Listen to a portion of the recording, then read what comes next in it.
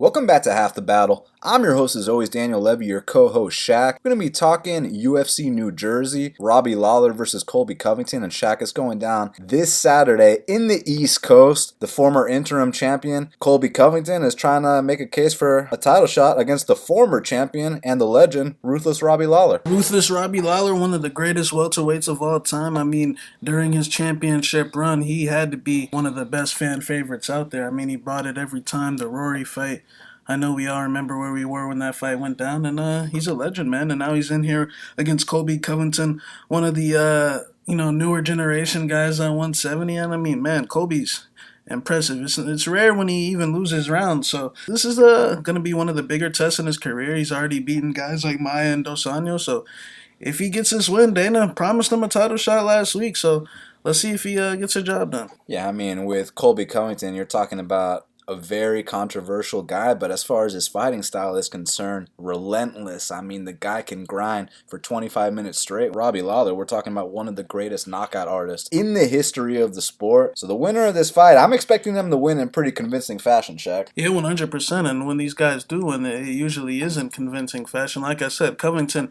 rarely loses rounds, and Robbie, if he wins, it's generally going to be a vicious KO. So I can't wait to see what happens. Same here. Well, before we break down these fights, Shaq, we got to let them know that they can save 10% off your bets, your individual package, by using the promo code SHAQ at bestfightpicks.com. Obviously, over 20 units on the year, close to 40% ROI, and I know you got 2 plays lined up this weekend looking to keep it up. 2 plays this weekend, possibly adding more, and plan on it being a very good weekend. Got the profit last week down there in Canada, even though, man, that wasn't the best card. Got the job done, and I'm excited for this week. We got buy one, get 2 free, so same thing as last week. If you buy my 1 event package this week, if it doesn't come through, then you get the next 2 events free. That's UFC Uruguay and 241. For sure, make sure you check out Shaq's bets. Also, you can go to bestfightpicks.com and check out my bets as well. Also having a really good year, and I got 2 plays right now, a straight bet and a parlay, looking to take care of business weekend. So bestfightpicks.com. And Shaq, let's get right down to business, because first up in the flyweight division, we got 2 debutants as Hannah Goldy, who's 5-0,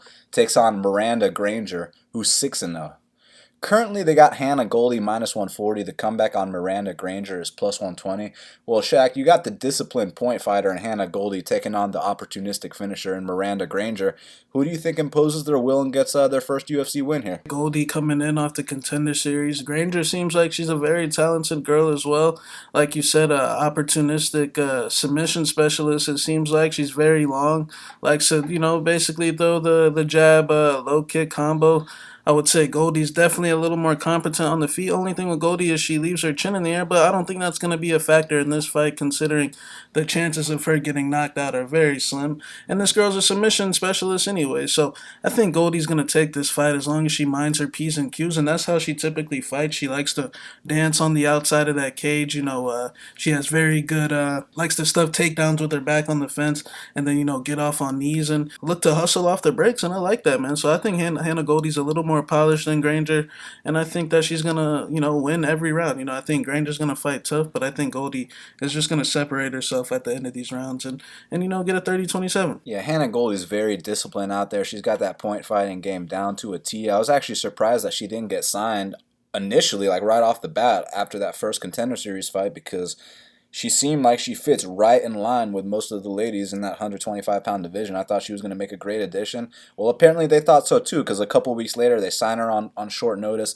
Now she's taking on Miranda Granger, and look, with Granger, what can we say? 6 wins, 6 finishes, 6 submissions. So if you leave your neck in there with a girl like Miranda Granger, you think you get a little comfortable leaving your arm in there, she will take it home. So you have to be super careful. And if Hannah Goldy was someone that took a lot more risks, I'd actually consider taking a shot on Miranda Granger in this spot. But the thing is, Hannah Goldy stays so disciplined. She only does exactly what she needs to do. And for that reason, I think she comes out here and wins the unanimous decision. Now, next up in the welterweight division, we got Claudio Hannibal Silva. He's 13-1, and Cole Williams is 11-1.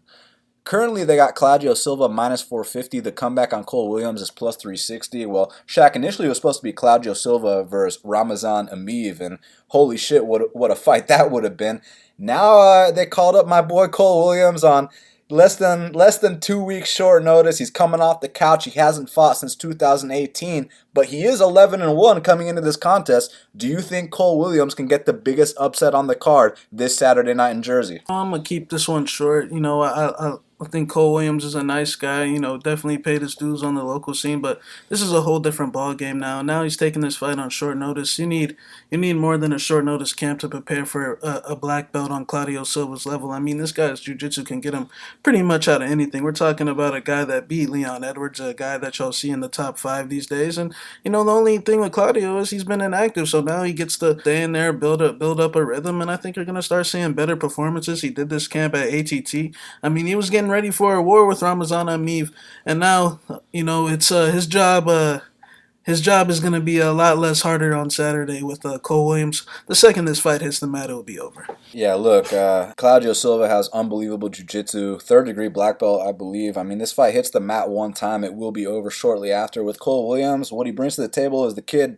He does hit pretty hard. I mean, he tries to knock people out. I've seen him rock plenty of people on the regional scene. But, man, he's getting up there in age. And I noticed a decline in his last two fights. His second to last fight, I was like, okay, yeah, there's a guy that could definitely be a UFC prospect. And then the fight right after that, we're like, man, he's getting up there in age. He's not showing up in the same kind of shape. And word on the street is this guy might have a real bad weight cut coming into this fight as well. So the chips are not aligning in Cole Williams' favor. I think it's KO or bust for Cole Williams. I think Claudio Silva, look, on the feet, Claudio's always a liability because he fights with his chin straight up in the air, but as soon as this fight hits the mat, it's going to be a formality. So I got Claudio Silva here via submission. Now, next up in the flyweight division, we got Mara Romero Borella. She's 12-5, and Lauren Murphy is 10-4.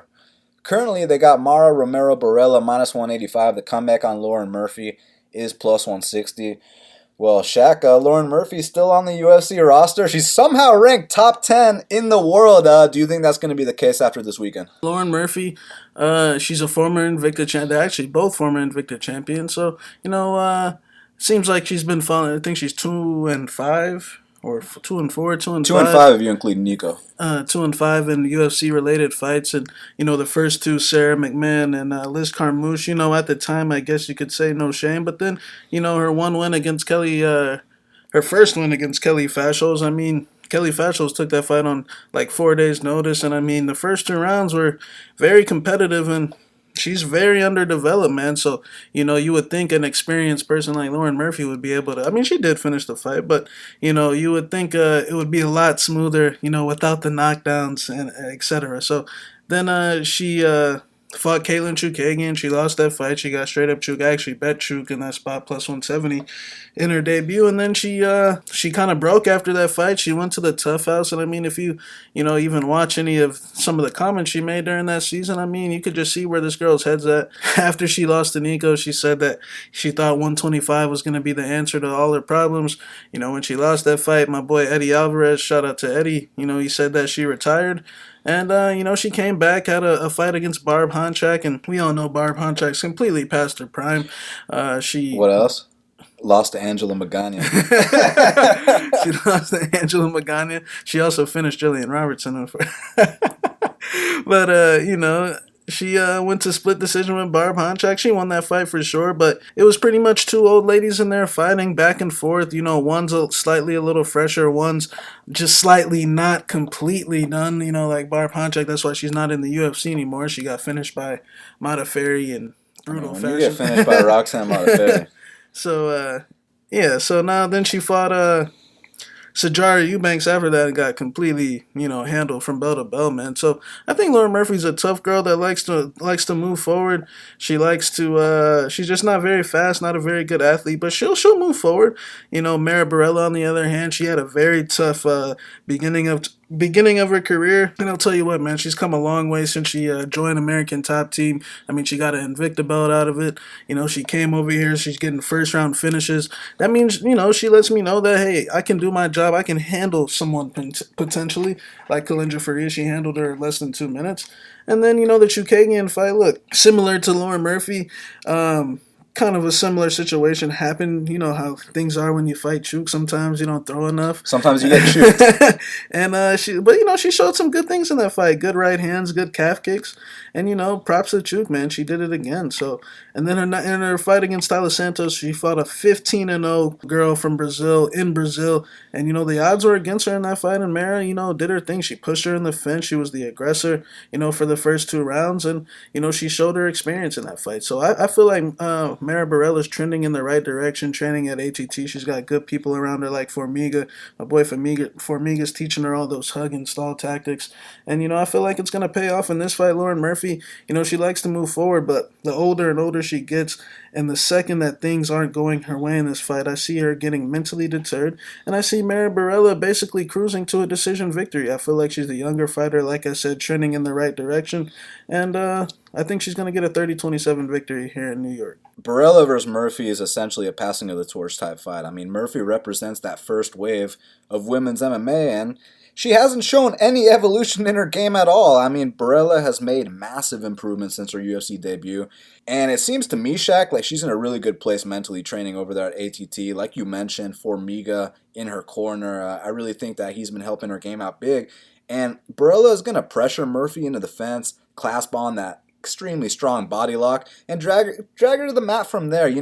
Lauren Murphy is two different people. When she's going forward, she's one person. When she's being backed up, she's a completely different other person. Lauren Murphy does not like to be backed up, and I think that Borella is about to put some serious pressure on her. Not only that, Borella has a major physical advantage in this spot. She's just so much stronger, not just physically, but mentally too. She has a way bigger will to win. The thing I'd be most worried about with Borella is when she faces better strikers, yet here we are talking about her last fight against a former Muay Thai world champion, and I'll say that she held her own on the feet there, Shaq. And last but not least, not only did she hold her own there, Shaq, I expect an even better version of Borella in this spot. She's developing. So, man, I think she's going to come out here and bully Lauren Murphy, use that nice body lock, get her to the mat, and that's going to be a 15-minute ass whooping. So I'm going Mara Romero Borella for the win here. Next up in the flyweight division, we got Matt Danger Schnell. He's 13-4, and Jordan Espinosa is 14-5.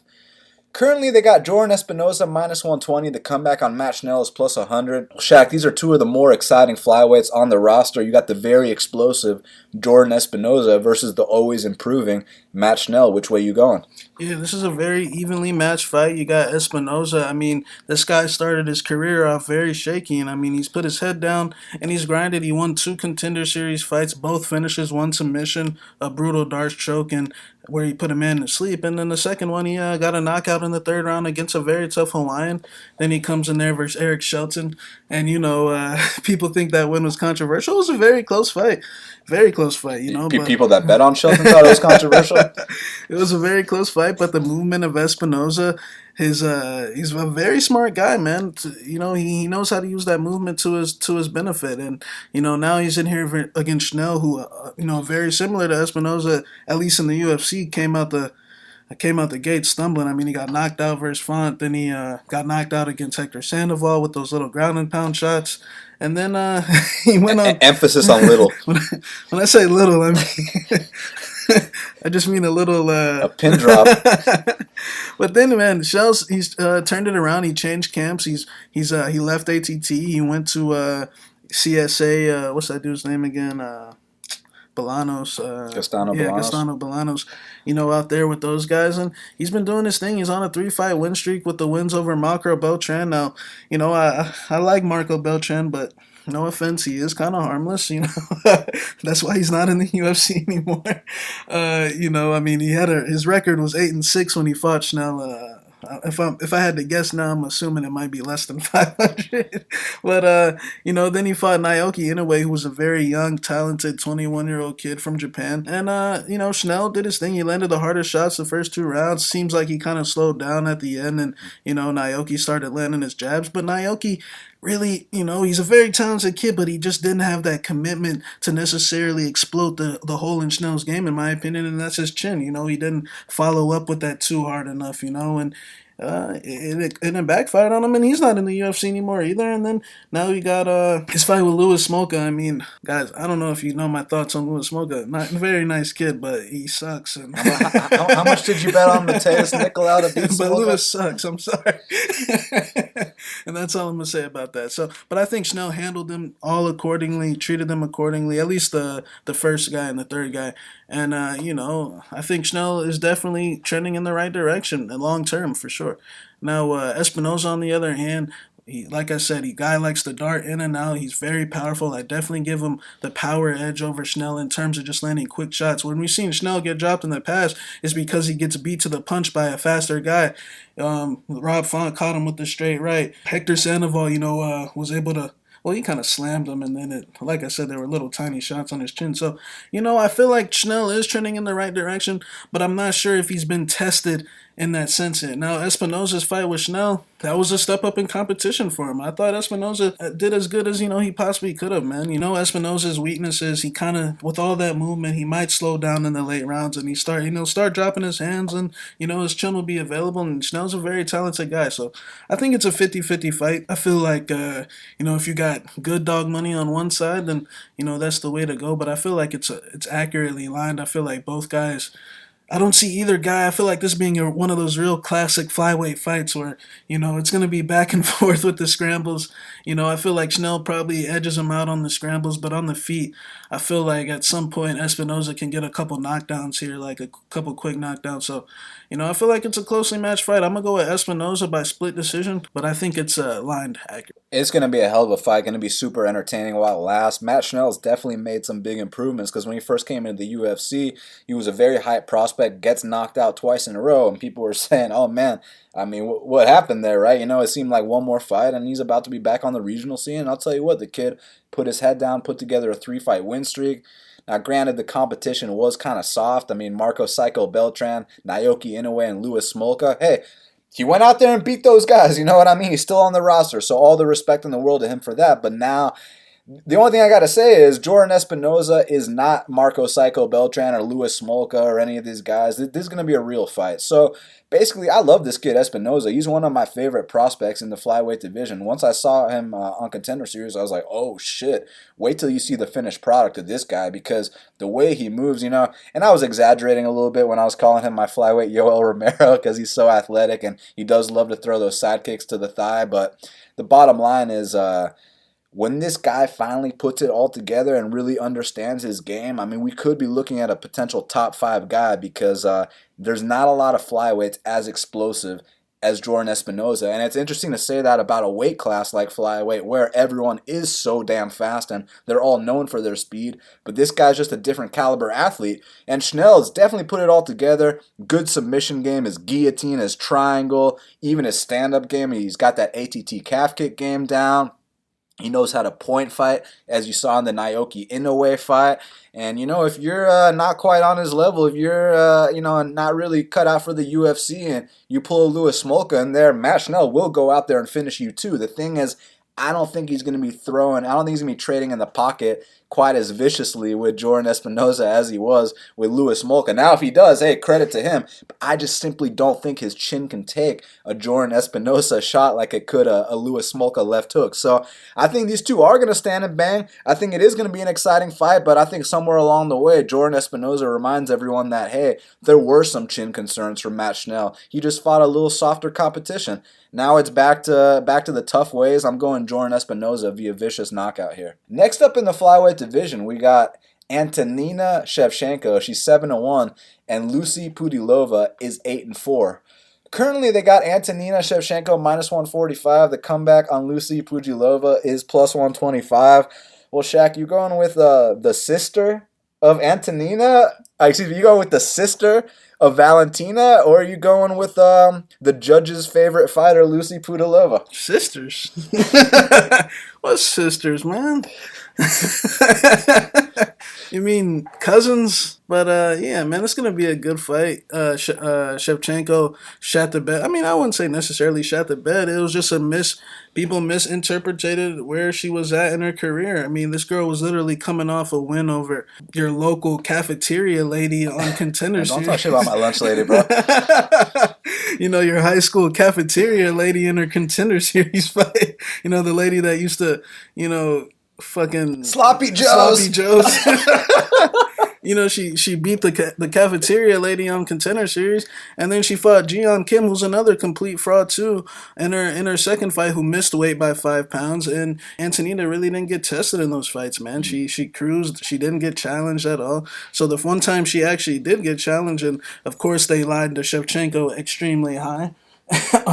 But she's nothing like her sister. I've told you all that. Like who? Like her sister. Like her what? Oh, I mean, her fake sister, but she's nothing like her fake sister.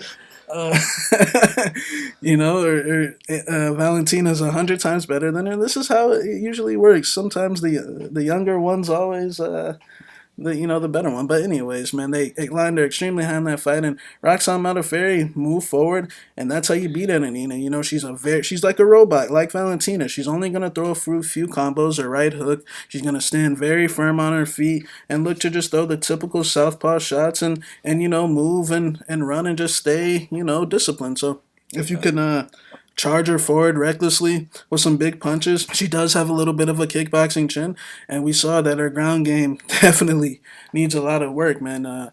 Now she's in here with Pudilova. And I see why they did this matchup, because Pudilova don't wrestle. And Or win decisions.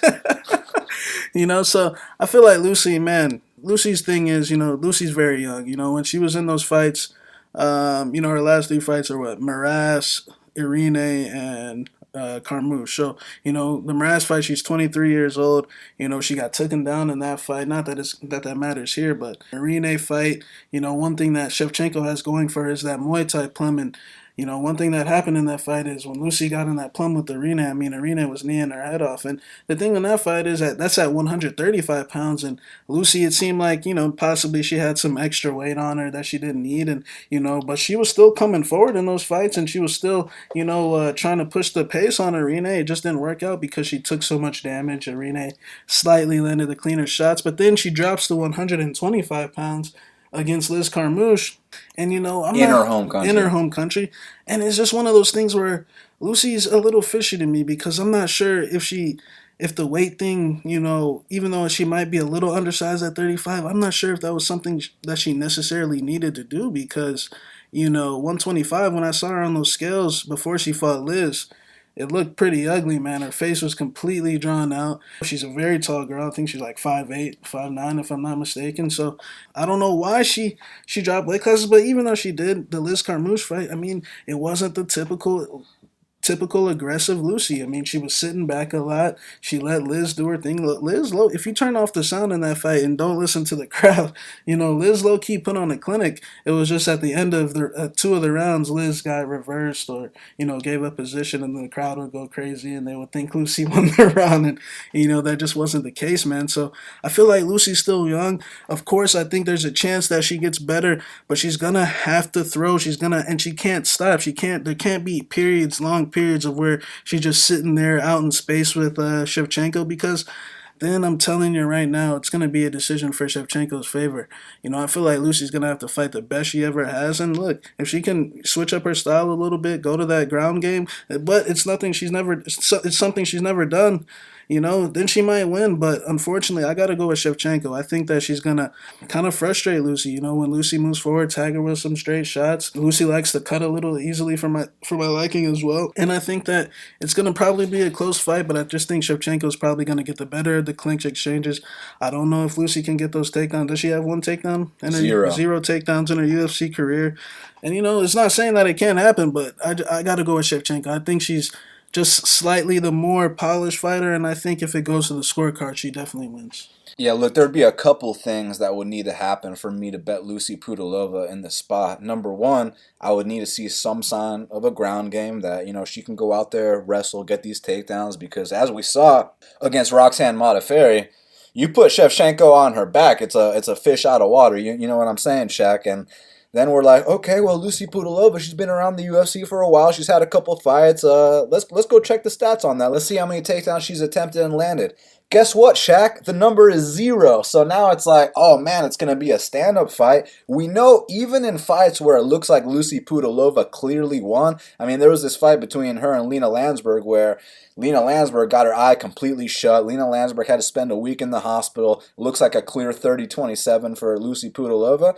And they raised Lena Landsberg's arm the winner, and you can say, oh, it was an anomaly, it was this, it was that. Okay, what about the fight with Irene Aldana? Now, that was a little bit closer, but a lot of us still thought Lucie could have got her arm raised. Nope, sorry, buddy. Then the next fight against Liz Carmouche, it's like, hey, Lucie, you're in your home country, you're in the Czech Republic. Let's go out there and win this decision real quick. And then it seemed like she won. Nope. So, I mean, basically, the judges hate Lucie Pudilova to a point where you cannot trust her in a fight that's most likely going to go to decision. If she has some kind of takedowns in her arsenal, I'd be like, okay, yeah, we'll just take Antonina down, but I don't see her doing that either. Basically, what's going to happen here is Antonina is going to throw a bunch of shots at the air. You're going to hear Valentina in the corner screaming, hey, hey, hey, like every 5 seconds, Antonina can just flick her fingers in the air and you'll hear, hey, hey. Even when Antonina gets hit, she says, hey, So there's going to be a lot of A's, look, I like Lucie. I'm rooting for Lucie, but the reality here is I think Antonina Shevchenko is probably winning this decision. So I'm going Antonina via unanimous decision. Now, this is about to be a good one to talk about because next up in the welterweight division, we got Mickey Gall. He's 5-2, and Salim Touahri is 10-3. Currently, they got Salim Touahri -125. The comeback on Mickey Gall is +105. Well, Shaq, everyone probably remembers that we were the original guys that went out there and faded Mickey Gall big against Randy Brown, against Diego Sanchez at that +225. I mean, I know our hardcore fans remember the epic breakdown before that Randy Brown-Mickey Gall fight. I mean, shit, I had 7 units on Randy. My boy Shaq had 10 units on Randy. That shit came through.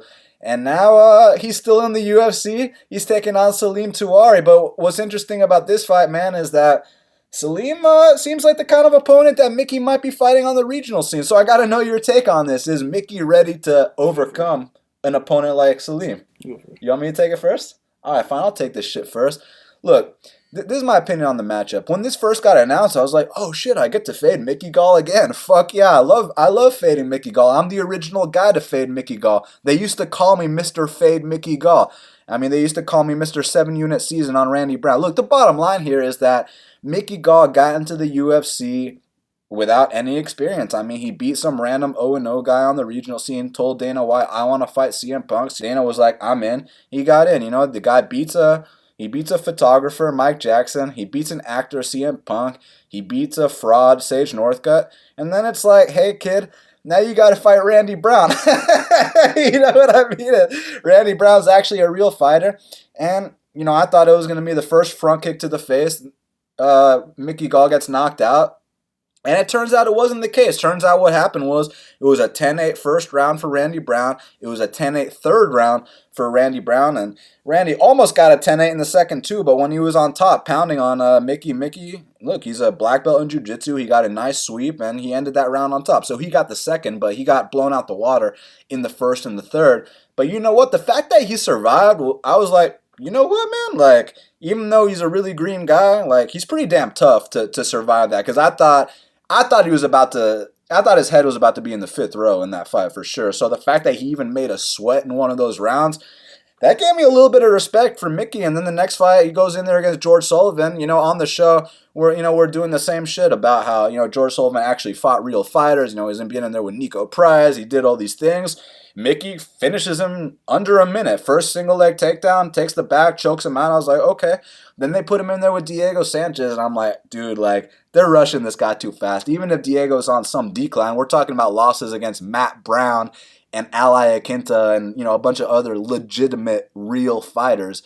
I was like, dude, let's take this +225 on Diego Sanchez. And, he went out there and finished Mickey Gall. But now with Salim Touahri's case, Salim Touahri isn't some proven UFC fighter like Randy Brown or Diego Sanchez or all these guys. Salim Touahri is a guy who's 0-2 in the UFC. Now, the reason that people are betting him in this spot is because, man, he didn't get finished by Warley Alves or Keitaro Nakamura. All these other fighters got finished by them. And it's like, yeah, the fact that he didn't get finished, does that make him a good fighter here? I mean, Mickey didn't get finished by Randy Brown. Does that make him a good fighter? So the thing here is I don't put too much stock in the fact that he didn't get finished by Warley Alves or Keita Nakamura, because when you actually watch those fights, it's not like those guys went out there, dropped him, Salim hung on, he's so tough, this and that. To me, it seemed like Salim was basically surviving for his life the entire time, and Warley and Keitaro, they treated it like a sparring session, man. They took it easy on the boy. They felt bad for him,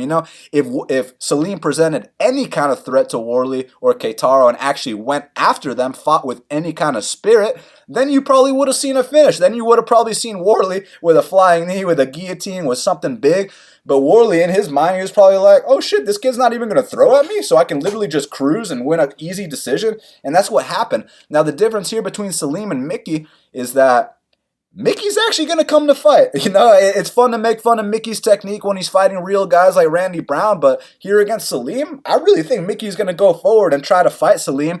And, Salim might try to counter, might try to do this and that, but it doesn't seem like Salim ever dictates the range or the pace of any fight. He never establishes his jab, starts getting off on big shots. It's just, every now and then he'll throw a counter, this and that. He's okay surviving. He's okay saying he went the distance. He's okay losing decisions.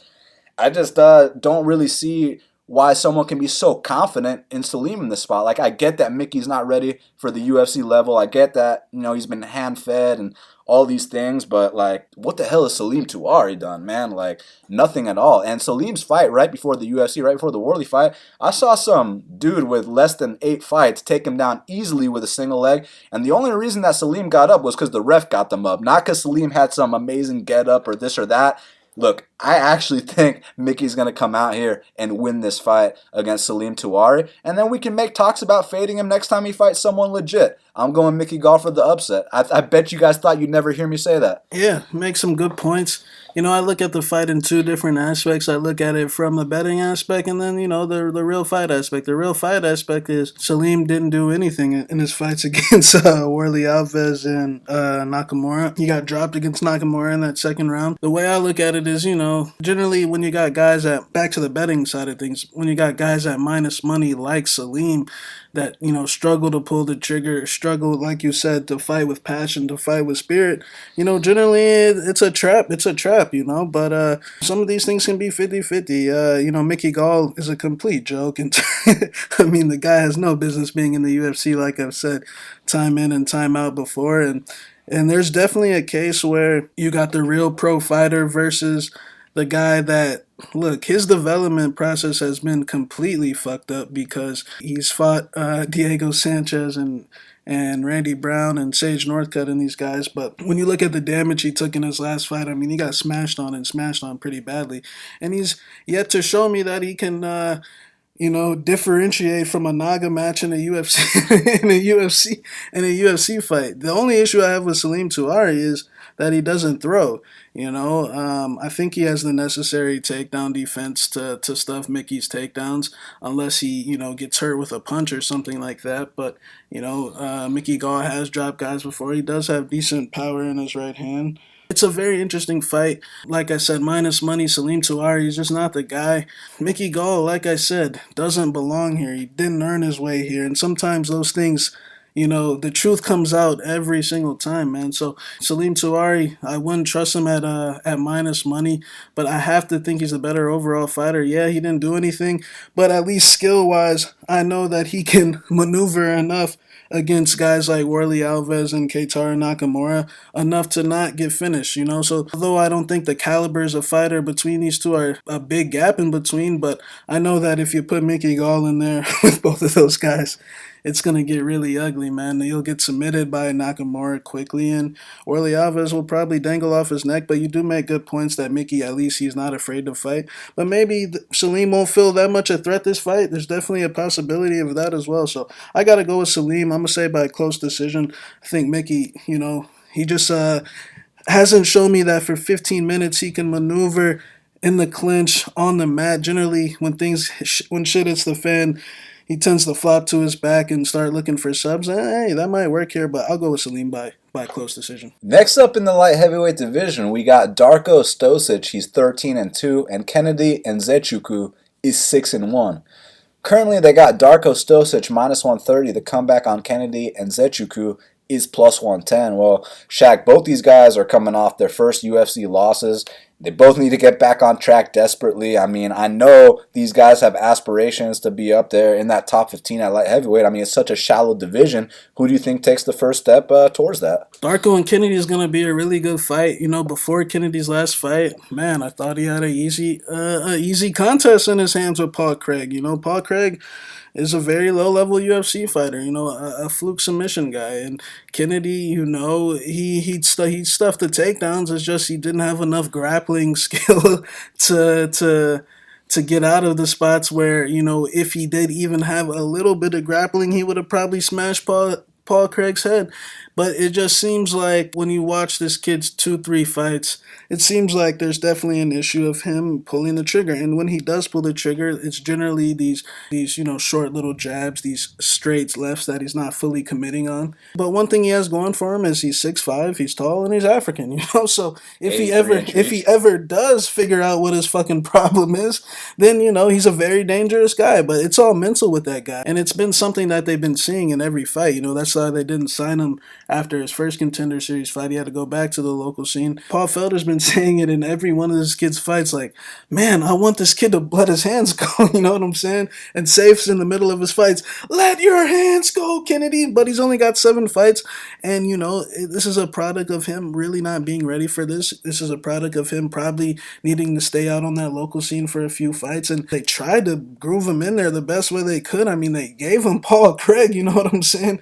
Like, I don't know how much easier it can get. I mean, it can get much easier than that at 205. I mean, shit, Mamouche, fucking Alvey, it can't get much easier than that. Ed Herman, So now they're giving him Darko Stosic, and I just think it's a bad move in terms of, like, if I was Kennedy's manager, this is not a fight I'd take.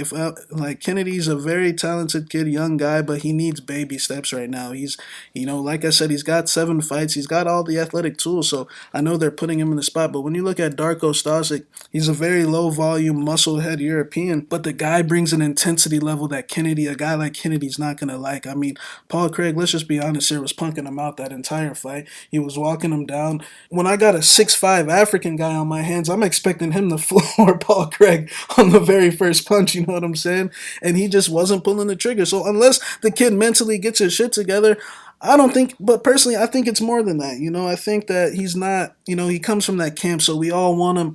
It comes from that Fortis MMA camp, so we all want him to be Razak. We all want him to be Jeff Neal and Espn and Menafield and these guys and Chazon. But look, not every camp, not all the guys are good. There's always one guy where, he just can't seem to... can't get in. I think Kennedy's that guy. It's closer to Ocho Peterson than he is to Jeff Neal. It's unfortunate, we all want him to be these guys. We can't make Kennedy be what we want him to be, He's got to do it for himself. So I see all the talent there.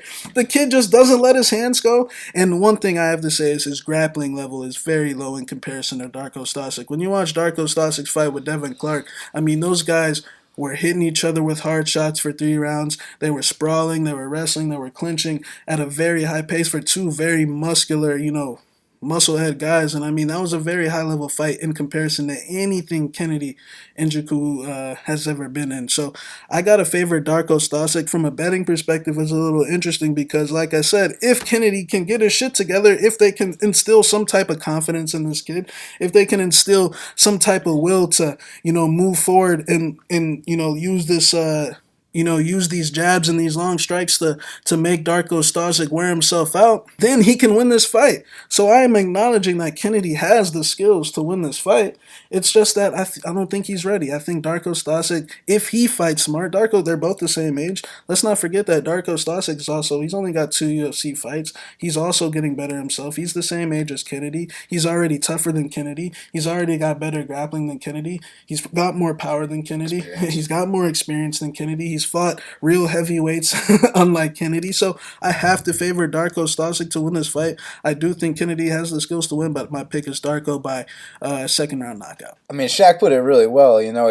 If this was a video game, I had the controller to control Fuck Darko's to control Kennedy and Nzechukwu. I mean, you're telling me I have a 6'5" Nigerian with an 83-inch reach. We're gonna kill this guy in the first 30 seconds, but unfortunately, that's not the case. And man, it's one of those things where yeah, he's green, yeah, he needs seasoning, but fuck all that stuff, man. Let's talk about the real issue here, the mental, because the guy does not throw hard on the feet for someone his size. And, when you got Paul Craig in front of you and this is supposed to be the easiest fight of your life and you're supposed to go out there and showcase, start to campaign for that UFC Africa card, and then Paul Craig's going out there almost finishing you in the first. He does finish you in the third round.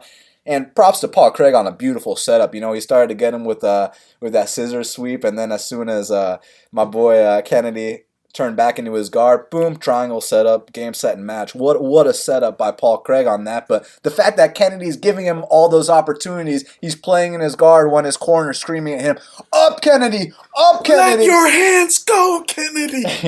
My boy Saif Saud's going to have an aneurysm in Kennedy's corner. You know what I'm saying? So shout out to Saif Saud. Love that guy. One of the coaches of the year. I say one of them because you got to give credit to my boy Eric Albertine. That's right.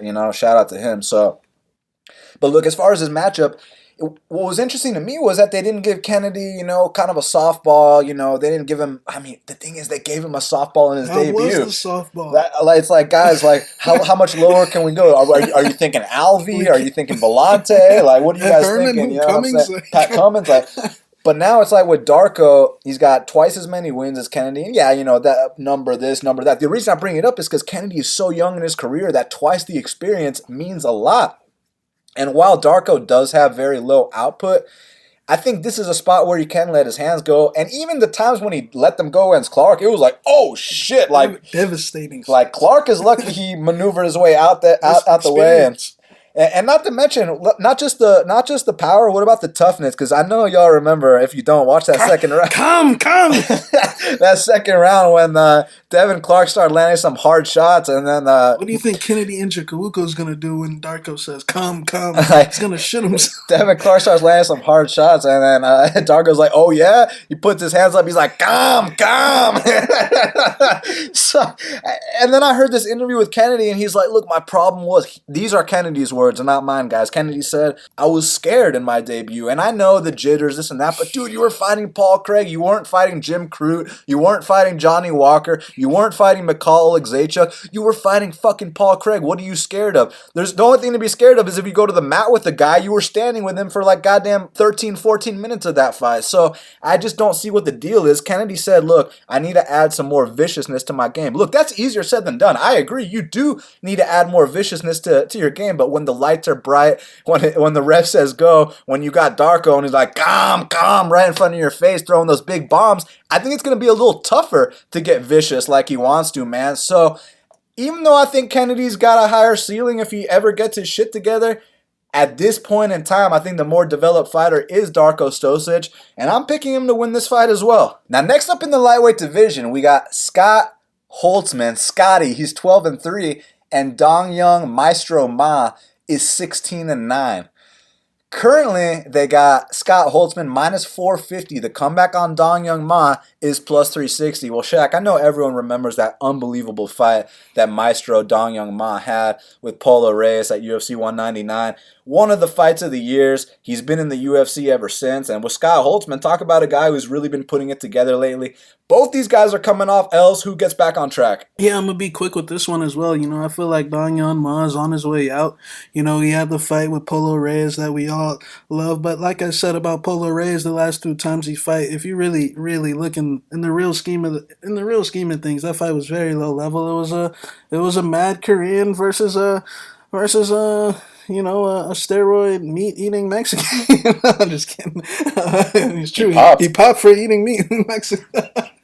So, I feel like it was a very sloppy fight. I feel like if Both guys are fighting better guys that would have got knocked out a lot sooner. And, look what Dong Hyun Ma's done since. He got a win over a bum named Brendan O'Reilly. He beat You want a bullshit decision over he Damian beat Brown? Damian Brown, who looked like Damian's my boy, but my God, he had a belly in that fight. He just looked completely out of shape, and it was just not a UFC caliber fight. And one thing I got to say is, man, this guy's Dong Hyun Ma's leg, man, is prone to calf kicks in a way that it's not. I don't see it ending too well for him. Uh, You're not going to mention my boy Gomi? yeah, he knocked out Gomi, big fucking whoop. The former Pride champion? Yeah, I mean, anyone can be a Pride champion. You're fighting guys with shoes on and shit. You're talking about when the ref has an earpiece You mean in? when all those dudes Fedor beat? But anyways, so yeah, I think that Dong Hyun Kim's best days are behind him. He had a nice little streak there, but I think his leg is really messed up. And then when you saw him fight Devontae Smith, I mean, Smith hit him with a couple calf kicks. He couldn't plan on that leg. The leg swelled up very fast to a point where, like, it was only took maybe like 2 or 3 calf kicks, and that thing was already swollen up. And guess who throws calf kicks? Scott Holtzman. I mean, look at his fight with Alan Patrick. That was all I needed to see right there. And that was against a southpaw who was 15-1, who only lost to Tyson. So I feel like this is a tailor-made fight for Hot Sauce. I think that he's going to come out here, use those calf kicks to kind of just immobilize Dong Hyun Ma and eventually get a knockout and, bounce back after that tough loss against Nick Lentz. Nick Lentz is a Division I wrestler. He held on to Scotty. He had good mat returns. Nick Lentz has like 20-something UFC fights. Nick Lentz is 13-6. So, Nick Lentz is going to absolutely batter that cokehead BJ Penn.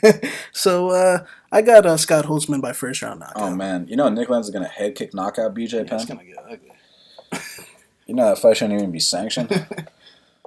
I got a better chance against Nick Lentz. BJ couldn't even beat the guy in the bathroom at the strip club that gives you mints and cigarettes. And that's just facts. He had to resort to lay and pray. Look, the bottom line here is that this is the first time Scott's going to have his baby in the crowd watching him fight, and they needed an opponent for him to come out here and get a highlight reel finish, The last one against Nick Lentz might have been too much too soon, even though Scotty is 35 years old. But look, he's coming from a different sport. He's a former hockey player, guys. Like, he's still evolving into MMA, but I'll tell you what, he's been making that transition very well, because you watch that fight against Chris Tadulu in the debut, then you watch his last fight against Nick Lentz. It's a completely different guy. He really has evolved. And bottom line here is that, like Shaq said, Dong Hyun Ma has a massive weakness to the low kicks. You saw it in the Damian Brown fight. That's where it all started. Damian Brown was dropping him with calf kicks. No idea how they scored that fight for Kim. I mean, then again, those Australian judges are something else. They couldn't give Damian Brown a hometown decision that night on a fight that close. It was really ridiculous. But at least Damian laid the blueprint. Hey, go out there and kick this guy. He doesn't have an answer for it. His leg starts to swell up. So Devontae Smith was like, you know what? I'm going to try that myself. He goes out there very patiently. Two big calf kicks off the rip, off the jump, immobilized him. And then Dong Hyun Ma wanted to get cute. He wanted to throw a kick of his own. As soon as he did that, Devontae checked it. Then Dong Hyun Ma is limping. Then Devontae lands the 1-2, game, set, and match. Look, what I think is going to happen is that Scotty's going to come out here, chop him down with the low kicks, and eventually when it's time to go upstairs, he will go upstairs. It's going to be a highlight reel knockout. I got Scott Holtzman here for the win. Now, next up in the middleweight division, we got Gerald GM3 Meerschaert. He's 29-11, and Officer Trevin Giles is 11-1. Big. Currently, someone cooking bacon outside. Currently, they got Trevin Giles minus 170. The comeback on Gerald Meerschaert is plus 150. Well, while Trevin Giles isn't checking tags and asking for ID, he is in the gym training. You think he gets back on track here against GM3? Trevin, I'm innocent, but yeah. Wait, Trevin's coming to the barbecue? Y'all better leave now. But nah, man, this is going to be a really good fight. GM3, his last fight was against Kevin Holland, a very close fight, back and forth with the sub attempts. It was pretty entertaining. And Gall's last fight, look, it was first cell time. He's a very young kid, 26 years old. He fought a grizzly vet like Cummings. And look, Cummings has handled a lot of guys. I remember when he handled my boy Nick Dalby his first cell back in the day. Cummings is that type of guy. So no shame in that, at least from my perspective. He got dropped, and then choked out. But, I thought he was fighting a fairly good fight up until that point. That second round, it looked like he was getting his range with his jab in his right hand, and but the vet that Cummings is, he was able to capitalize. Now Cummings, I feel like, is still steady Eddie or even getting a little better. Meerschaert on the other hand, I feel like he's going down. I feel like Meerschaert is a guy that, before the UFC, when you really look at his style, he's one of these guys where, like my boy Duke Rufus said, he tells him to work his magic. This guy's what I like to call a low percentage fighter. He's going for a lot of sub attempts. He's going for a lot of subs where before he even has position and then he loses position. On the striking end, he'll come out very aggressive early, but when he hits that exhausted state, a lot, he turns into a complete punching bag. So I understand why Trevin Giles is definitely favored, but Trevin Giles is definitely very green, man. He's very young, but I like how he's taking these fights back to back. He needs more experience. He was out for a long time before his last fight, so I think he's making the right move by taking another fight very soon. And I think he's the more athletic guy here. Thing with Trevin Giles is Meerschaert's got a jiu-jitsu advantage early, and early if he gets on the Giles' neck, it could be trouble. But I think that Kevin Holland can give people the wrong illusion of how this fight's gonna go. I feel like Kevin Holland is a guy that he's very talented, but some guys fight completely differently. I feel like Giles isn't going to put himself in those positions like Kevin did. Kevin was just willing because Kevin's a jiu-jitsu guy as well, man. He wanted to prove a point, and I'll tell you what, Kevin was playing around to an extent where it was almost, he's like 100 times better than Meerschaert. And that's what he does every fight. He did it against Alessio as well. And he was just playing around in there. And anytime he really wanted to turn up, he did. And, he was able to steal those rounds from Meerschaert. I think Giles is going to come in with the complete anti-game plan, as in run away from this guy anytime he wants to clinch, anytime he wants to grapple, make him stand on the feet. I think he's going to wear Meerschaert out, or Meerschaert's going to wear himself out, and then turn into a punching bag. And I think Giles is just going to land jabs, straight rights, possibly get a knockout. But I think Giles wins this fight. I think he's younger. And like I said, I think Meerschaert's trending down. There's two big gaps in this fight. There's the athleticism gap, which that edge definitely goes to Trevin Giles, to Officer Giles. And then there's the experience edge, which goes to Gerald Meerschaert all day, baby. I mean, he's got almost 3 times the experience of Trevin Giles. So basically, when this fight starts, Trevin kind of low-key has a little bit of a karate style, the way he bounces back and forth and just tries to snipe that straight right.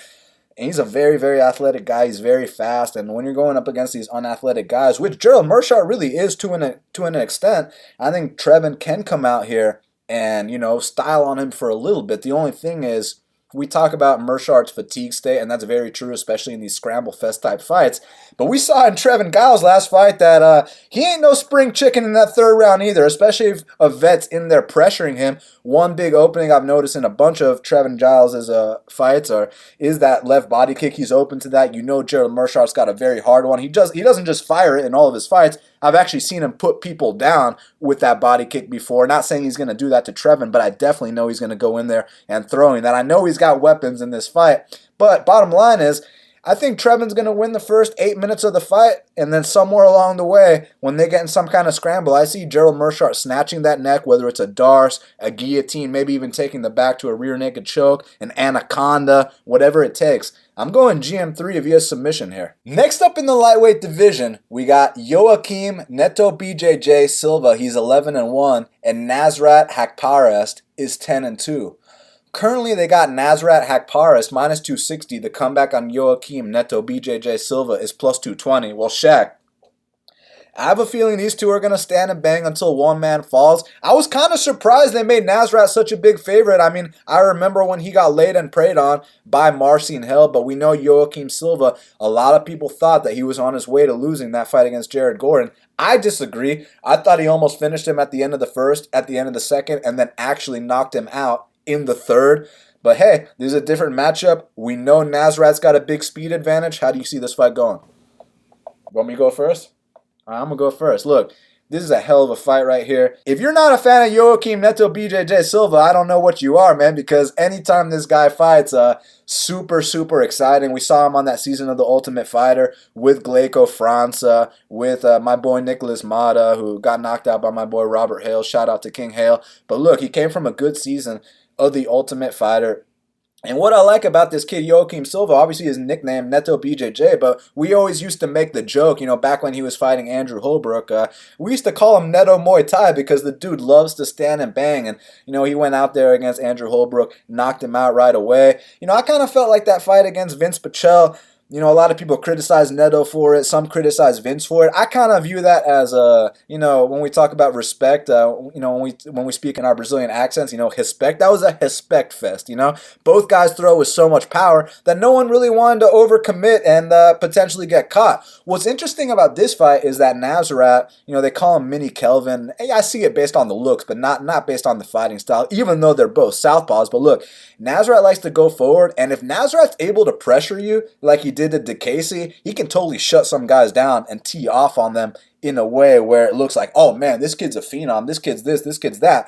But if you answer back to Nasrat, not saying that he's going to back down, but that speed definitely can slow down a little bit. So there is that chance he comes out here and overwhelms Joaquim with his speed, no doubt about it, because he is the faster man. You throw some winging shots from weird angles. I think the kid's got a lot of potential, but he's still super young. And I don't really think he's just going to come out here and just walk over a guy like Joaquim Silva just like that. Joaquim is not a guy that just gets walked over by anyone. If Nasrat does that, much respect, I'll tip my cap. But I think that Joaquim is a guy who's willing to stand in the pocket and slug with anyone. And at some point in this fight, I do think he's going to connect with something big that's going to kind of level out the speed advantage that Nasrat has. And from there, it's going to become a very fun, entertaining fight. So my question here is Nasrat going to be able to get off on enough shots before Joaquim lands that big one that slows him down? If Nasrat can do that, he's going to come out here and win. But the thing is, eventually, somewhere in these 15 minutes, Joaquim is going to be able to slow the pace down of this fight, make it one of his wars. And from there, I'm not sure Nasrat can survive in that kind of war. I mean, I've seen Nasrat go out there and drop guys, and 2 seconds later, he's on his back and can't get back up.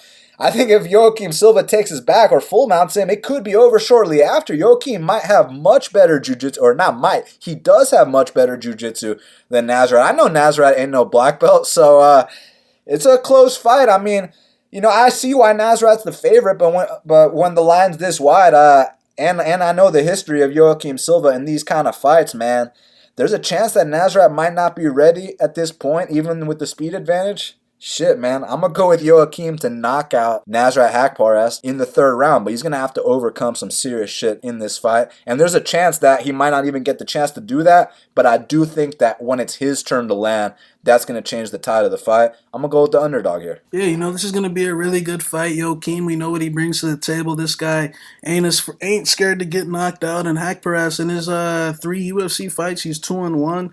The first fight against held short notice, so, we'll excuse him for that. But these last 2 fights against the Casey and T-Bow Gotti, I mean, Nasrat put it on them badly. For 23 years old, this guy, man, is very good for 23 years old, has a very bright future. He's very talented, trains at a very good camp, very good left hand. What I see in Nasrat's game is I think he's a good puncher that can overwhelm guys, but unfortunately he's in there with Joaquim Silva now. I feel like Mark DeCasey, why Nasrat's probably a high favorite is because his win over Mark DeCasey. DeCasey has a very high name value, at least way more name value than Joaquim Silva.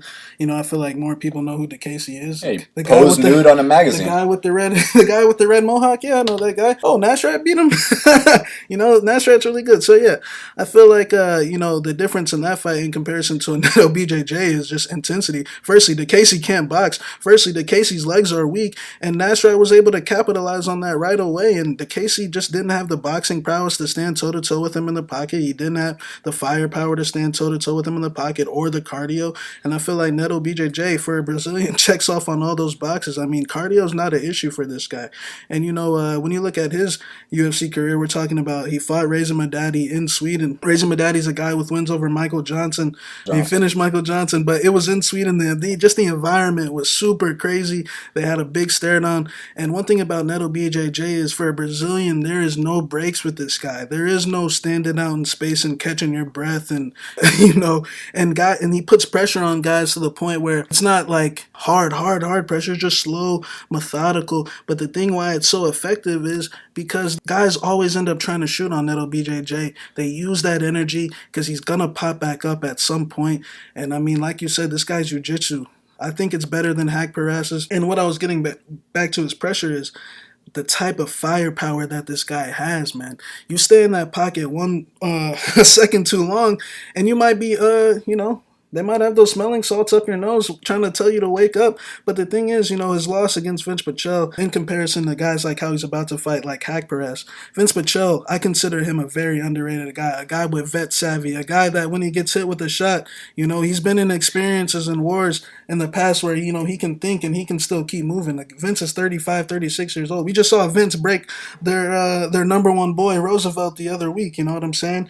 Now, Nasrat Hack Perez, on the other hand, is 23 years old. We saw in his fight with T-Bow Gotti that this guy can be pushed back, and he only has success when he is pushing guys back. He will not push Neto BJJ back for 3 rounds. Neto will push him back at some point, and when Neto starts moving forward, you don't know what's going to come. I mean, we're talking good combos in the pocket. We're talking the jump knees. We're talking the high kicks.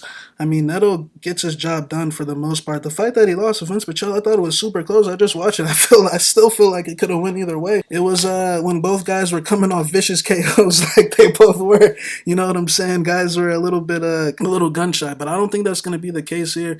I feel like Nasrat's a very good prospect by future, and if he can stay composed and circle around the fence and outmaneuver Neto BJJ for 3 rounds, props to him, but I just don't think he's ready for that level yet. I feel like people sleep on Neto. I feel like he's a very underrated guy. I feel like Nasrat's probably going to use a lot of energy trying to take Neto down. When he gets back up to the feet, he's not going to be able to run for too long, and I feel like he's never, ever, ever been hit with shots with the way he's about to get hit with shots on Saturday night.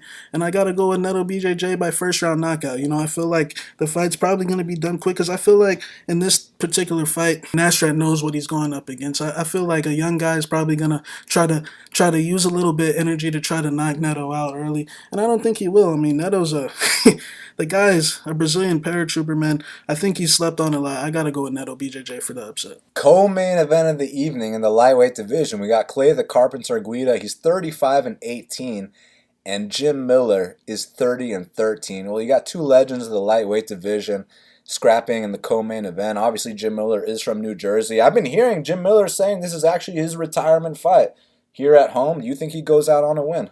Man, that would be the smart thing to do. Jim Miller and Clay Guida are both around the same level, but I just got to say Jim Miller's probably been fighting with. I can't really say that though, because Jim's been having easy. I mean, Jason Gonzalez is a complete bum. Alex White. And Alex White is a complete bum as well. But the thing is, Clay Guida's out here losing rounds to BJ Penn in 2019.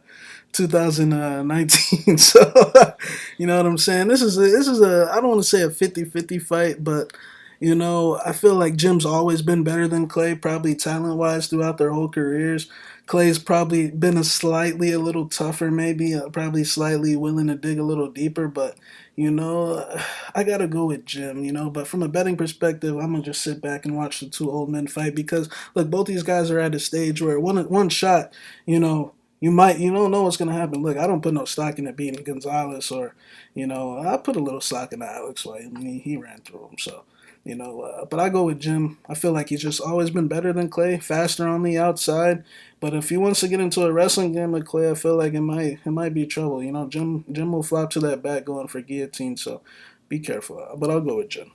On one hand, it would be really cool to see Jim Miller go out there, retire on a win in New Jersey, but when I really think about this matchup, not just now, the 2 of them are old men, but even back in their primes, the thing that keeps popping up in my head is that if Jim Miller doesn't get a first-round finish, he's going to get out-hustled here. Even if Clay Guida's running away, doing that stupid shit with his hair, making everyone boo, he's got a way of winning these decisions. And I know people are out here saying shit like, well, Jim Miller's last few fights, he only lost to Anthony Pettis and this and that. Hey, guys, Clay Guida 30-27 Anthony Pettis. Now, I know that was a long-ass time ago. I think Clay Guida's got a way better resume than Jim Miller. And I love Jim Miller, but look, Clay Guida beat Nate Diaz, RDA, Anthony Pettis, all these guys. So, man, I just think that if Clay Guida doesn't get guillotined in the first round, the developing bum versions of Nate Diaz and RDA. But yeah, there are wins on his resume, sure.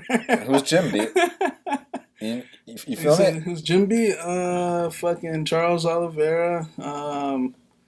Who else? See, the guys I mentioned are either champs or number 1 contenders. You know what I'm saying?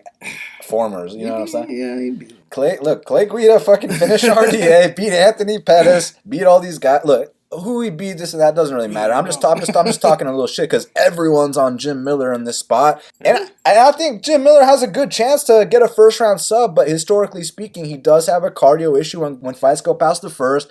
Even though Clay Guida did look a certain way against BJ Penn, historically speaking, everyone's always praised him for his cardio. So shit, I'm gonna just be on the opposite side here. I'm gonna take the underdog, Clay Guida, but I'm rooting for Jim Miller just because I've been a bigger fan of his.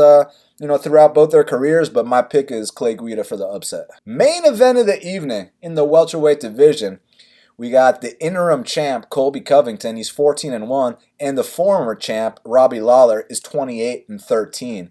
Currently, they got Colby Covington minus 235. The comeback on Robbie Lawler is plus 195. Well, Shaq, obviously you got one of the best wrestlers in the history of the welterweight division in Colby Covington versus one of the best knockout artists in the history of the sport in Robbie Lawler. I mean, this fight's pretty much going to go one of two ways. Who do you think imposes their will here in Saturday night's main event?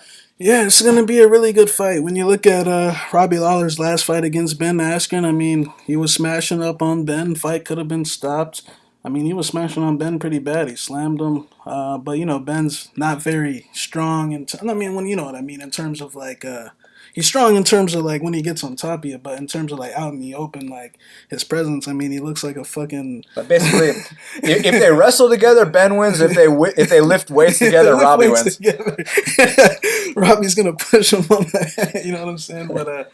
But he smashed up on Ben. But it looked like, when they got back up to the feet that, Robbie was definitely, evidently a little tired.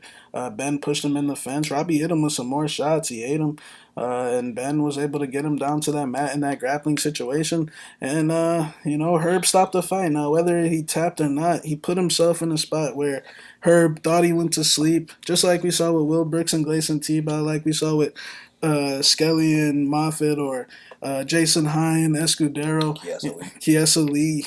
When it looks like you go to sleep for that 1 second, don't be shocked when the ref stops the fight. And, that's exactly what happened. So it's unfortunate, of course. We truly never know what will happen if those guys fight. But, Robbie put himself, I truly believe that he slowed down after that. But, Robbie's an interesting case because we know what type of power he possesses, at least, in a short-term period. I mean, first round, and if he hits you clean, you might go down. I mean, he's ruthless Robbie Lawler. He's got some of the most vicious KOs. And these last few fights has been really tough, man. Robbie might be due for, for some type of win because, I mean, when you look at his last few fights, the RDA fight, I mean, he tore his ACL in the second round, and he got completely worked on it. And, ever since he came back from his title fight against Cerrone, even the Cerrone fight, I thought Cerrone won, to be honest.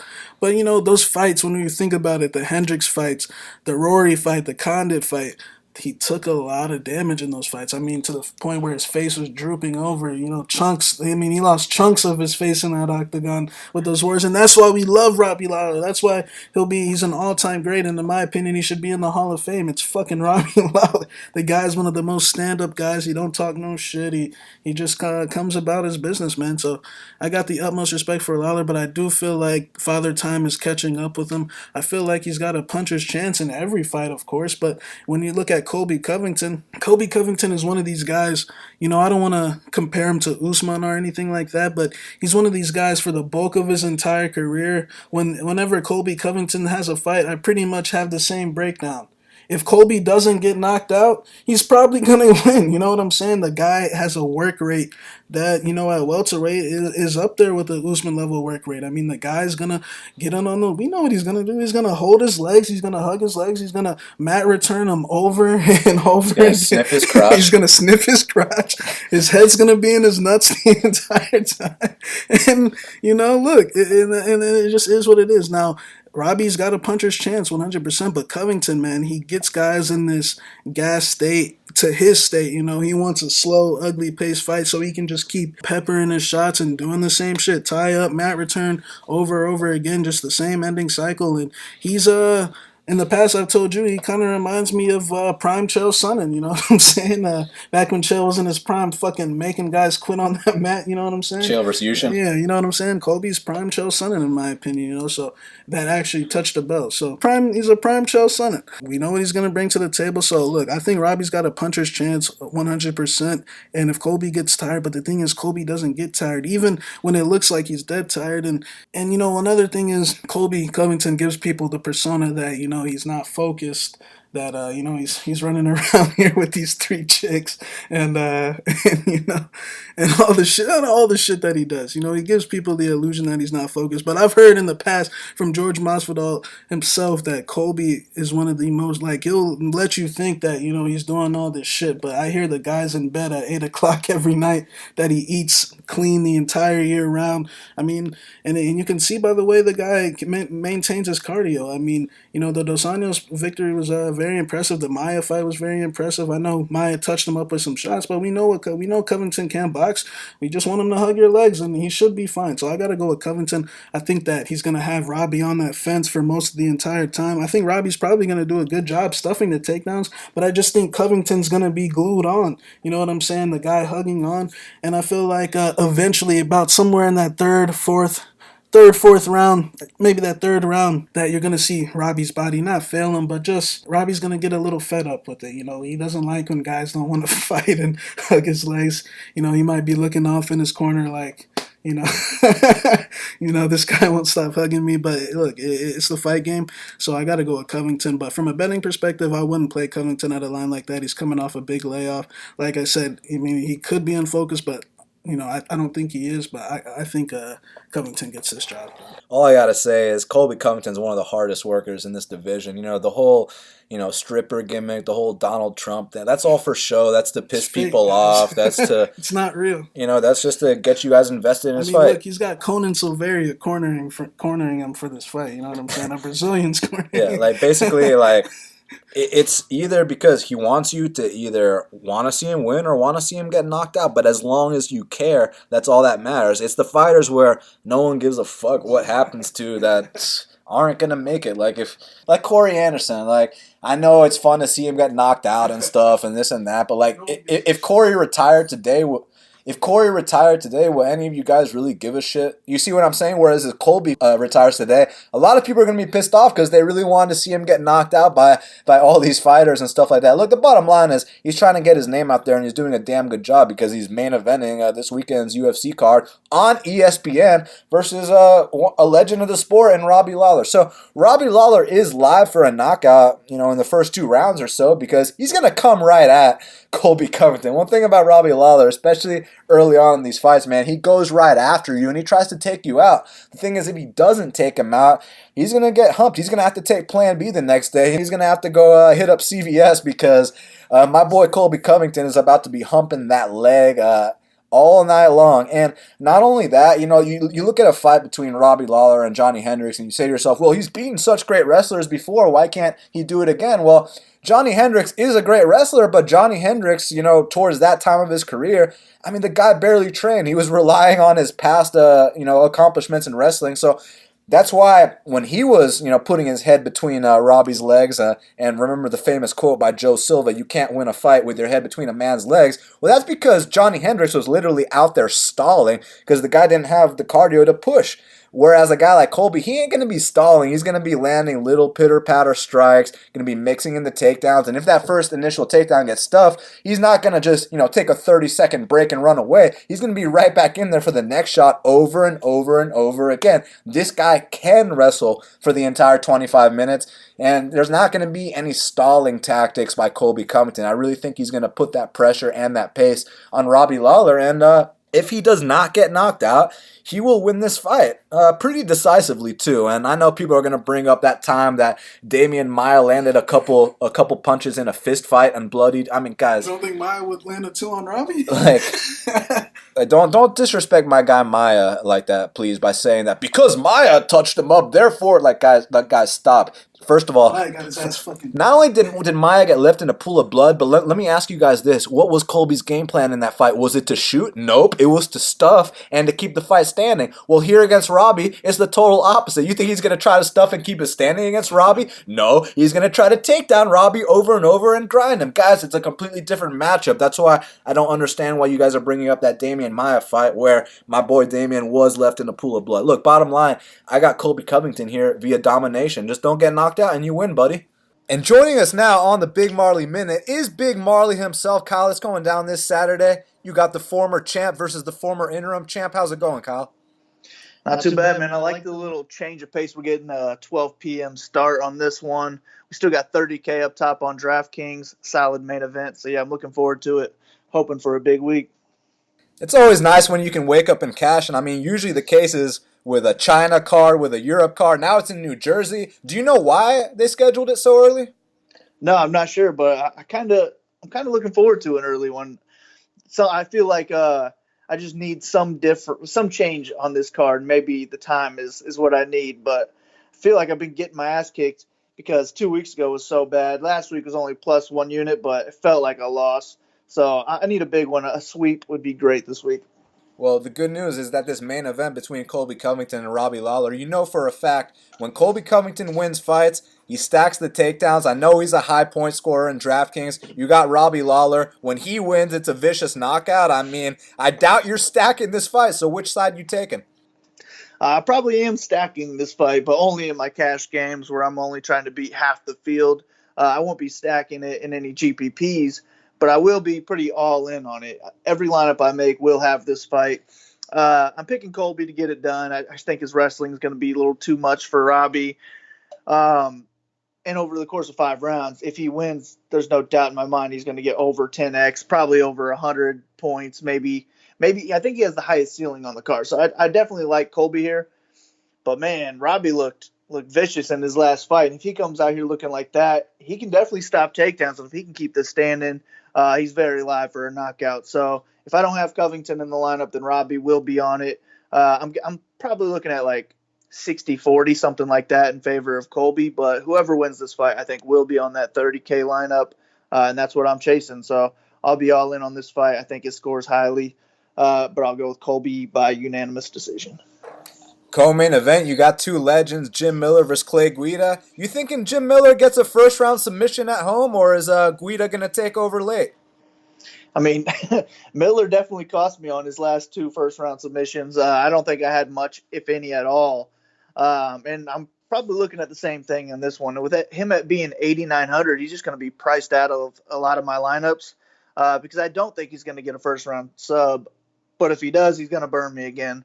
I think Guida can kind of control where this fight takes place. I think his movement is going to give Miller issues. I just think he's going to be the faster guy in there, landing a little bit more. And I think he's going to win a striking-based decision here. So I like the dog here at 7,300. I don't think he scores highly. I could see him getting like a 60-point win, which really won't help us too much because I do think there are a lot of live dogs on this card. But he's one I like for sure. And at 7,300, I'm definitely more willing to put him in than I am Miller at 8,900. So I'll be rooting for Guida to get the job done, but it does scare me with the fight being in New Jersey. If it's close, they might go to Miller. So it's not a confident pick, but I do like Guida here. In the lightweight division, you got Joaquim Silva taking on Nasrat Haqparast. And man, from a DraftKings perspective, how do you kind of see it going? Because you know Haqparast has that volume, Silva has that one-punch knockout power and the jiu-jitsu. Where do you stand from a DraftKings perspective? See, it's a close one. I'm going to lean Haqparast here. I do love the volume. He could put out Silva as well. 9,100. He could even put that up in a decision. So I definitely like him. I think he's got a solid floor as well. But Silva's definitely live, like you said, for a knockout. And if he wants to take this to the ground, he can get a submission as well.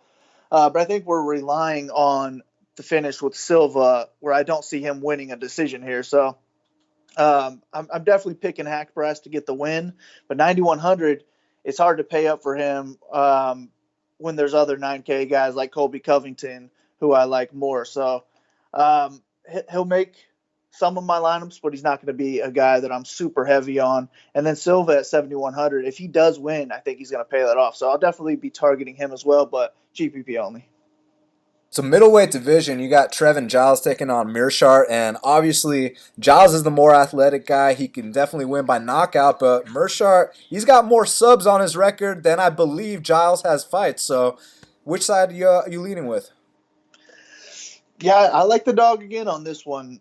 If he wins, he's for sure going to pay off that $7,700 price tag. If he wins, it's probably by a submission, and that could come in the first round. So I definitely like Meerschaert here. I think he has one of the better shots of 100 points as an underdog. So he's going to be one of my favorite dogs of the week. But Giles does have 100% takedown defense, and if he can keep this fight standing, then he's probably going to win, and he's probably going to knock out Meerschaert. So I love this fight as a whole. It'll be in most of my lineups. I'll have one or the other. I won't be stacking it in cash or anything, but I love this fight for GPPs. I'm going to prefer the dog. I'll have more of him, but I'll definitely have a good investment on Giles and GPPs as well, because if whoever wins this fight, I just think they're going to score well and maybe 100-plus points. So give me this in most of my GPPs. I'll take Meerschaert to get the upset, though. Scotty Holtzman's taking on Dong Young Ma. They got Scott Holtzman 9,300. Do you think he's going to come out here, get that first round knockout, and cover that? I don't know. I think he definitely could. But he's got 100-plus point potential even in a decision, I think. So I definitely like him here at 9,300. He's one of my favorite plays on the card. Ma puts up a hell of a pace, so I think he's going to make Holtzman fight at an even higher pace than he usually does. And his last 3 wins, his last 4 wins, he was over 100 points in all of them. So I think he has a solid ceiling here. I do like him to get the job done, so he's definitely my preferred pick. I really don't care too much for Ma here unless I'm throwing him in like a couple hedge lineups. But I think Holtzman's the pick, and I think he gets a clear 30-27, maybe like 30-26, something like that. But I like him here, and I think he probably does put up 10x or more. So there's a lot of split opinions on this light heavyweight fight between Kennedy and Nzechukwu and Darko Stosic. So I got to know, where does Big Marley stand on this matchup? Man, I really don't. I have no lean on this, honestly. So the way I'm going about it is I'm just going to have more Kennedy because he's cheaper. It's kind of a dog or pass for me. If Stosic was the dog, then I'd prefer him. But I do love this fight. It's another one that I'm going to be putting in most of my GPPs because whoever wins probably wins by knockout, and that's going to score highly. I think it's not going to even hit the third round. So I'm going to be targeting both sides heavily, but at 7,800, Kennedy fits just a little bit better into lineup. So I'll probably have a little bit more of him, maybe something like 40% him, 30% Stosic. But either way, I'm going to try and be overweight to the field on both of these guys, and I'm just chasing the high score from the winner. Hopefully I can hit 30K with the right combo. Well, Kyle, that's why you are the DraftKings guy for Half the Battle. It's going down this Saturday in Newark, an early start. They can follow you at Big Marley 3, and they can buy your bets and your write-ups at bestfightpicks.com. That's right, man. I just finished my DraftKings write-up, sent that your way. It's only $7.99. It's over 17,000 words. I think you guys will enjoy it. It'll definitely help you learn the game of DraftKings more. It'll even help you with your betting, I think. So check it out. I think you'll keep wanting to buy it. It's pretty popular. And then, bets, I'm going to finish those up right now, sending your way as well. I'm ready for a sweep. Hopefully we get it. Let's clean up this week. Now we got to talk about the fight to watch and the fighter to watch. So, Shaq, what is the fight to watch for UFC Newark? My fight to watch is going to be Antonina Shevcheno versus Lucie Pudilova. Look, Lucie can't lose this fight. If she does, that's 3 in a row. And look, if Shevcheno loses this fight, her and her fake sister are complete frauds. I mean, look, I also want to hear Valentina say, hey, hey, hey, over and over again as well. So that's the fight. I want to see who's the fraud. My fight to watch is Joaquim Neto BJJ Silva versus Nasrat Akbaras. I feel like there's no possible way that this is a boring fight. I mean, Joaquim Silva, anytime he fights and he's got a willing dance partner, it's a recipe for fireworks. It's a recipe for chaos. I truly believe Joaquim Silva and Nasrat Akbaras are about to go out there and throw some serious haymakers at each other, and there's a chance someone falls. That is my fight to watch. Shaq, who is your fighter to watch for UFC on ESPN 5? Yeah, my fighter to watch is going to be be Joaquim Silva. You know, I feel like this guy gets constantly slept on in the lightweight division, and I feel like this weekend he might possibly open up some eyes. He's a big underdog against a big time German prospect. So Joaquim Neto BJJ is one of the most exciting fighters in the 55 division, constantly showing new skills, and I think that he's the fighter to watch. Yeah, look, my fighter to watch is Scotty Holtzman. Look, this is a guy who just had a kid. He's super motivated. He's bringing his child to watch him fight for the very first time. And if you think he's coming out here to hump Dong Young Ma's leg, you're in for a big surprise, because he wants to get a highlight reel knockout. He wants to jump on top of that cage. He wants to bring his kid inside the octagon afterwards to have that big moment, you know, like kind of like Cowboy does lately when he's been getting these finishes. Scott Holtzman is my fighter to watch. I think he's going to come out here with a chip on his shoulder trying to land a devastating knockout for his family. So for that reason, Scotty is my fighter to watch. Well, Shaq, we did it. It's going down this Saturday on ESPN. They can follow you at MMA Genius 05. They can follow me at Best Fight Picks. They can get your bets and my bets at bestfightpicks.com. Use the promo code Shaq to save 10% off Shaq's individual package. Like I said, buy one, get two free. If this week's event doesn't come through for you, you get the next two events free. So a lot of value there, a lot of bang for your buck. So sign up today. Yeah, and that buy one, get one, two free is for Shaq's individual package. So not only are you getting buy one, get two free, you're also getting 10% off by using the promo code Shaq. So make sure you take up Shaq on that offer. Let's get this money. My boy Shaq's been up all year. I've been up all year as well, but right now we're running that promo on Shaq's bets because he does have the #1 ROI in 2019. Guys, we're in August. It's not January or February anymore. Let me know who else has a 40% ROI. Go to bestfightpicks.com. Make sure you subscribe to Half the Battle on iTunes, SoundCloud, YouTube, Stitcher, Spotify, iHeartRadio, Music Radio, all these places. We're everywhere. Please make sure you follow us. And hook up those 5-star reviews on iTunes. We really appreciate that. If you give us a 5-star review on iTunes, you take that screenshot, I will give you my 2 bets for this weekend free. So thank you guys for that. Again, follow me, Best Fight Picks. Follow Shaq MMA Genius 05. Thank you guys so much for the support. We love you all. And until the next time, let's cash these bets.